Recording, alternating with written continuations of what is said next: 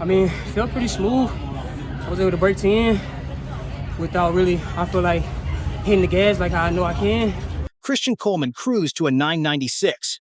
Noah Lyles answered with a 997, while defending champion Kenny Bednarek eased down and still won his heat.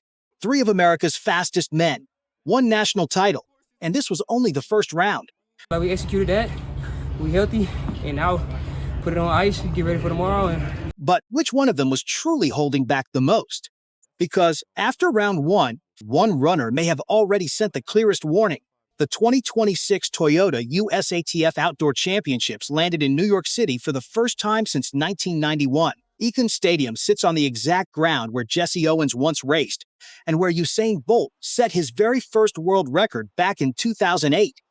This track has history built into it, and this year, with no Olympics and no World Championships on the calendar, every single athlete showed up with one goal: win the national title, nothing else. The men's 100 meters is the headline event of this entire championship, and the reason is simple. Three of the best sprinters alive are all racing for the same crown.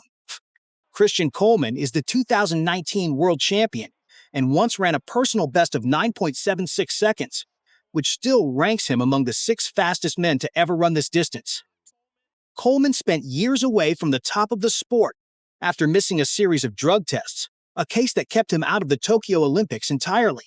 He has since worked his way back into serious contention, and this weekend is another chance to show that his best years are not behind him.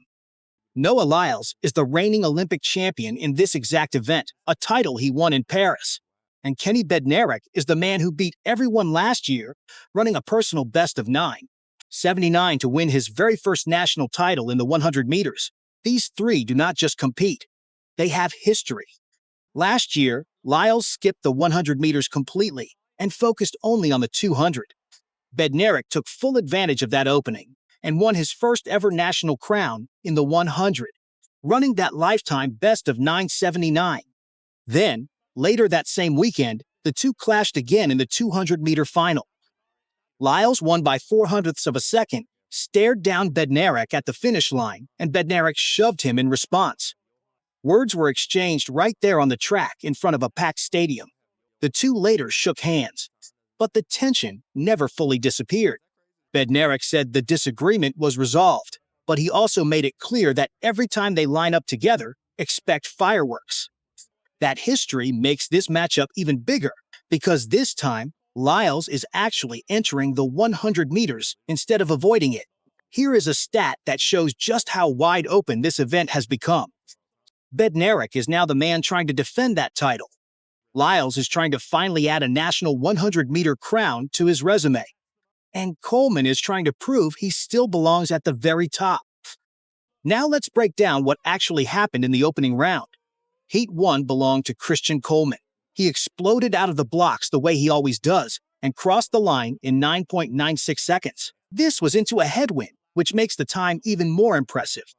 Coleman looked sharp, controlled, and completely in his element. Brandon Hicklin finished behind him in 10.08 to also move on to the next round. Heat 2 brought out Noah Lyles. He ran with a slight tailwind behind him and crossed the line in 9.97 seconds. Right behind him, Ronnie Baker pushed hard and finished in exactly 10 seconds, punching his own ticket into the semifinals. Lyles looked smooth and in control, exactly the kind of performance you want to see heading into a bigger stage. Then came Heat 3, and this is where Kenny Bednarek showed up. Remember, this is the man who ran 9.79 last year to win it all. In this heat, he barely needed to try. He ran a relaxed 10.04 and actually eased off completely over the final stretch. He had this race locked up long before the finish line, and he knew it. So after one round of racing, here is where things stand. Coleman has the fastest time. Lyles is right behind him. And Bednarek is holding back reserves that nobody else in this field has access to. 3 different approaches, 3 different styles, and all 3 of them are still standing. What makes this race so hard to predict is that nobody truly knows how much effort each athlete put into these heats. Some sprinters run close to their absolute limit just to feel sharp early. Others save almost everything for when it actually counts. Based on how Bednarek shut it down at the end of his heat, It looks like he still has another gear waiting. Coleman, on the other hand, looked like he was already pushing near his top speed, which could mean he is chasing his season best. And Lyles, true to form, ran just fast enough to win his heat and nothing more. The track itself adds another layer to this story. Icahn Stadium got a brand new surface before this championship, and while it may not have the same reputation as some of the fastest tracks on the circuit, it has already produced history before. Usain Bolt ran his first ever world record here in 2008, clocking 9.72 seconds at a meet on this very stretch of track. If the surface performs the way people expect, this weekend could produce something special. So what happens next? The semifinals and the final are both scheduled for the same night, meaning fans get a doubleheader of pure speed. Advancing out of the semifinal is only step one. These athletes will need to be fully sharp and fully recovered to have any shot at the title. Here is something worth watching closely heading into the next round. Lyles has beaten Bednarek in 7 straight head-to-head 100-meter finals. That is a serious streak. But Bednarek is the man who actually holds the national title right now, earned with a personal best performance under pressure. And Coleman, a former world champion who has already proven he can run under 9.8, is not here just to make up the numbers. He wants this title back. 3 men, 3 different reasons to want this race more than anyone else. Based on everything shown in the first round, this looks like it is shaping up into a true 3-man race.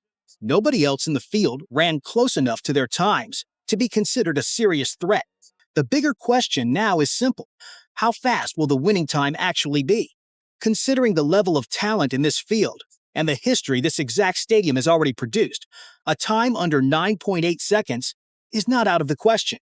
That kind of performance would put whoever runs it in an incredibly small group of sprinters in history. For now, all 3 favorites survived round 1 without any issues. No stumbles, no injuries, no wasted energy. Just 3 confident performances from 3 men who know exactly what is at stake. This event has become one of the most fascinating storylines in the entire sport, mainly because there is no clear favorite anymore. Coleman, Lyles, and Bednarek all have legitimate claims to the top spot, and all 3 have the credentials to back it up. Whoever wins this national title will walk away with more than just a medal. They will walk away with bragging rights in one of the most heated rivalries in American track and field, and a massive statement heading into the next few years of this sport, with the Olympics returning to Los Angeles in 2028. So here is the question for you. Based on what you just saw in round 1, who do you think wins the men's 100 meters? Drop your prediction and stay ready, because this final of the most competitive 100-meter races this country has seen in years.